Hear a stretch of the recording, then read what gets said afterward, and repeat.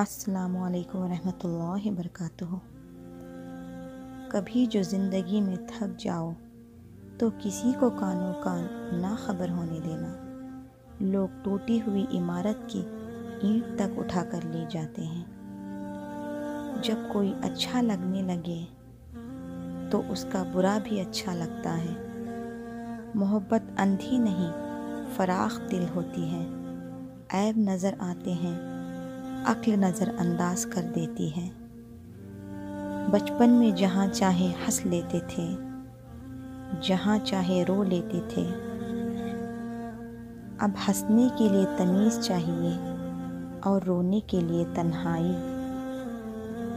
کبھی کبھی ڈھیروں لفظ ہونے کے بعد بھی بولنے کو دل نہیں چاہتا، نہ بتانے کے لیے، نہ جتانے کے لیے، نہ ہمدردی کے لیے۔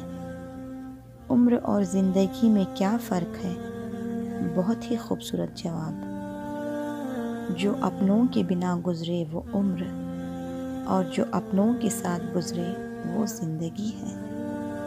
میں نے ایک چیز پر غور کر کے دیکھا ہے، میرا رب مجھے کبھی میری ہمت اور برداشت سے زیادہ نہیں آزماتا، لیکن انسانوں نے مجھے وہاں سے آزمانا شروع کیا جہاں میری ہمت اور برداشت کی حد ختم ہوتی ہے۔ کبھی کبھی ہم ایسے شخص کو بڑی شدت سے یاد کرتے ہیں جس کے نزدیک ہماری حیثیت محض ایک فضول خیال سے زیادہ کچھ نہیں ہوتی۔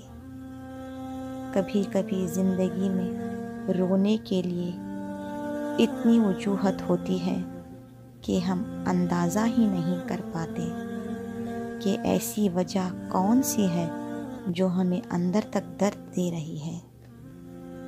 آدمی اچھا تھا، یہ الفاظ تب سننے کو ملتے ہیں تب سماعتیں اس قابل نہیں ہوتی۔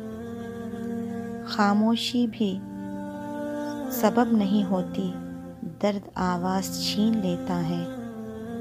برستی ہوئی بارش اور روتی ہوئی آنکھوں کا احساس صرف انہیں ہوتا ہے جن کے گھر کچے اور دل نازک ہوتے ہیں۔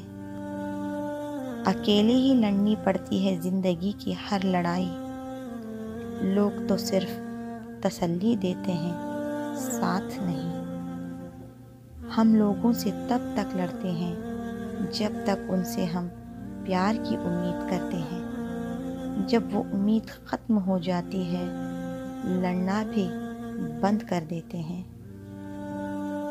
لفظوں کے زخم جھیلنے کے بعد بھولنے کا فن یا تو پاگل کو آتا ہے یا کامل کو۔ جو لوگ جتنے میٹھے ہوتے ہیں، زندگی ان کا اتنا ہی کڑوا امتحان لیتی ہے۔ زندگی نے بہت کچھ سکھایا، کتابوں نے بھی رہنمائی کی، لیکن انسانی رویوں نے جو سبق دیا، نہ تو وہ زندگی کے کسی ورق پہ تھا، نہ تو کتاب کے کسی پنے پر لکھا تھا۔ جزاک اللہ خیرا کثیرا۔